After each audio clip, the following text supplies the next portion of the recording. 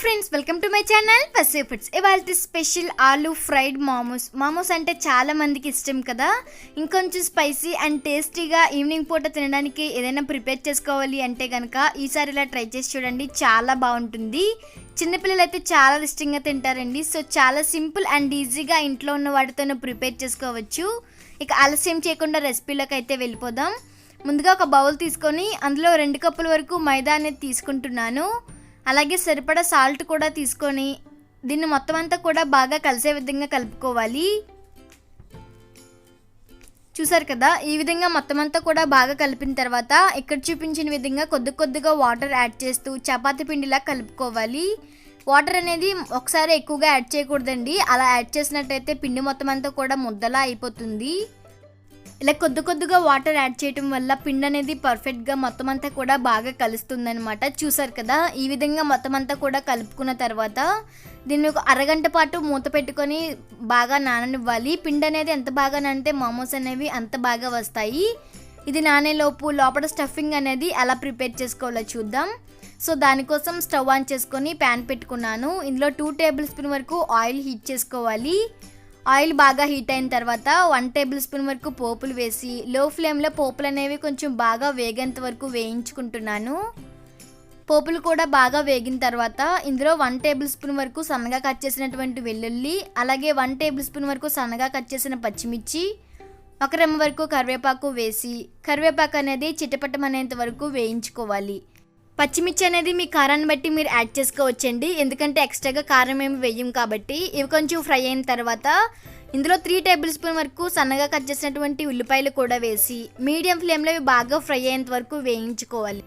చూసారు కదా, ఈ విధంగా బాగా ఫ్రై అయిన తర్వాత ఇప్పుడు ఇందులో ఆలూ అనేది యాడ్ చేస్తున్నాను. ఇక్కడ నేను మీడియం సైజ్ 3 వరకు బంగాళదుంపలు తీసుకొని శుభ్రంగా ఉడికించి తొక్క తీసి శుభ్రంగా మ్యాష్ చేసుకొని తీసుకుంటున్నాను. ఎక్కడా కూడా బంగాళదుంప అనేది ఉండకూడదండి, మొత్తం అంతా కూడా బాగా మ్యాష్ చేసి తీసుకుంటేనే బాగుంటుంది తినేటప్పుడు.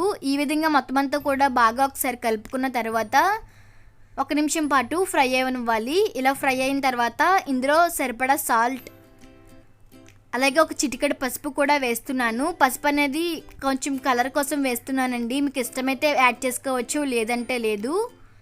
ఇప్పుడు మొత్తం అంతా కూడా సాల్ట్ అనేది బాగా కలిసే విధంగా కలుపుకోవాలి. ఇలా కలుపుకున్న తర్వాత సిమ్లో ఉంచి 1 నిమిషం పాటు ఫ్రై చేసుకోవాలన్నమాట. 1 నిమిషం పాటు ఫ్రై అయిన తర్వాత ఇందులో 1/2 టీ స్పూన్ జీలకర్ర, అలాగే చిటికెడు మిరియాల పొడి కూడా వేస్తున్నాను. మీరు తినే స్పైసీని బట్టి గరం మసాలా అనేది మీరు యాడ్ చేసుకోవచ్చు. చూసారు కదా, ఈ విధంగా మొత్తం అంతా కూడా బాగా కలిసిన తర్వాత ఒక 2 నిమిషాల పాటు ఫ్రై అయితే సరిపోతుందండి, ఎక్కువగా అవసరం లేదు. ఇలా 2 నిమిషాల పాటు ఫ్రై అయిన తర్వాత ఒక గుప్పెడు కొత్తిమీర అనేది సన్నగా కట్ చేసింది యాడ్ చేసుకుంటున్నాను. మీరు ఇష్టమైతే యాడ్ చేసుకోవచ్చు, లేదంటే లేదు. ఇప్పుడు మొత్తం అంతా కూడా ఒకసారి బాగా కలిపిన తర్వాత స్టవ్ ఆఫ్ చేసుకొని పూర్తిగా చల్లారనివ్వాలి. ఈలోపు ముందుగా కలిపి పెట్టుకున్నటువంటి పిండి మూత తీసి మరొకసారి 2 నిమిషాల పాటు కలుపుకోవాలి. చూసారు కదా, చాలా సాఫ్ట్గా పిండి అయితే రెడీ అయిపోయింది. ఈ విధంగా సాఫ్ట్గా ఉంటేనే మోమోస్ అనేవి పర్ఫెక్ట్గా వస్తాయి. ఇక్కడ చూపించిన విధంగా పిండి నుంచి చిన్న ముద్దలు అనేది వేరు చేసుకోవాలి. మోమోస్కి ఎప్పుడు కూడా చిన్న ఉండలుగా తీసుకుంటేనే పర్ఫెక్ట్గా వస్తాయి.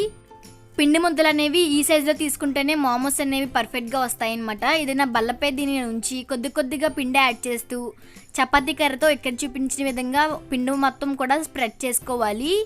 మోమోస్ అనేవి కొంచెం పెద్దవిగా కావాలనుకుంటే పిండి ముద్ద అనేవి ఇంకొంచెం పెద్దవిగా తీసుకోవచ్చు. చూసారు కదా, మోమోస్ చేయడానికి చపాతీ అనేది ఈ మందంలో ఉంటేనే పర్ఫెక్ట్గా ఉన్నట్టు, లేదంటే ఎక్కువగా మందంగా ఉన్నా సరే వేగదనమాట.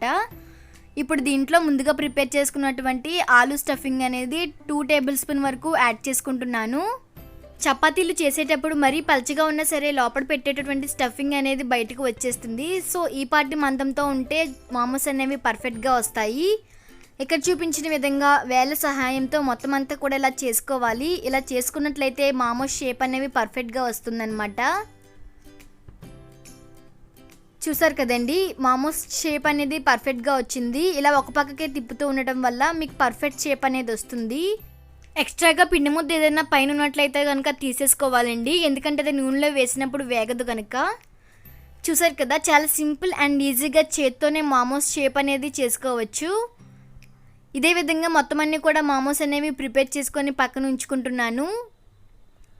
ఇప్పుడు వీటిని డీప్ ఫ్రై చేసుకోవాలన్నమాట. సో అందుకోసం స్టవ్ ఆన్ చేసుకొని ఆయిల్ అనేది హీట్ చేసుకున్నాను. ఆయిల్ బాగా హీట్ అయిన తర్వాత ఇక్కడ చూపించిన విధంగా ముందుగా ప్రిపేర్ చేసుకున్నటువంటి మోమోస్ అనేవి వేయించుకోవాలి. ఇవి వేసిన వెంటనే హై ఫ్లేమ్లో ఉంచకుండా మీడియం ఫ్లేమ్కి అడ్జస్ట్ చేసుకుంటూ వేయించుకోవాలి. అలా అయితేనే పర్ఫెక్ట్గా వేగుతాయి అన్నమాట. వేసిన వెంటనే కాకుండా ఒక 2 నిమిషాల తర్వాత ఇక్కడ చూపించిన విధంగా గరిటతో 2 వైపులా తిప్పుతూ వేయించుకోవాలి. అలా వేయించుకుంటేనే మోమోస్ అనేవి పర్ఫెక్ట్గా వేగుతాయి. బయట ఉన్నటువంటి పిండి అనేది వేగితే సరిపోతుందండి, ఎందుకంటే లోపల ఉన్నటువంటి స్టఫింగ్ ఆలు అనేది ఆల్రెడీ వేగిందే కాబట్టి. ఇవి వేగడానికి ఇక్కడ నాకు 5 నుంచి 10 నిమిషాలు అయితే పట్టిందండి. ఎక్కువ సమయం ఏమి పట్టదు ఇవి వేగడానికి. ఈ కలర్లో ఉన్నప్పుడే బయటకు తీసేసుకుంటే మోమోస్ అనేవి తినేటప్పుడు చాలా బాగుంటాయి. ఇంతకన్నా ఎక్కువగా వేగినా సరే బయటికి తీసేసరికి కలర్ అనేది చేంజ్ అయిపోతుంది.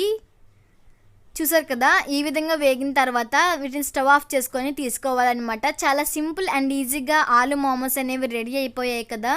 సో మీరు కూడా తప్పకుండా ట్రై చేసి చూడండి. చాలా అంటే చాలా బాగుంటుంది. అంతేకాకుండా మీ పిల్లలకు కూడా చాలా నచ్చుతుంది అనమాట. సో ఈ వీడియో కనుక నచ్చినట్లయితే లైక్ చేయండి, షేర్ చేయండి. అలాగే నా ఛానల్ని సబ్స్క్రైబ్ చేయడం అయితే మర్చిపోవద్దు. సో మీరు కూడా తప్పకుండా ట్రై చేసి మీకు ఎలా కుదిరిందో నాకు కామెంట్ చేసి చెప్పండి.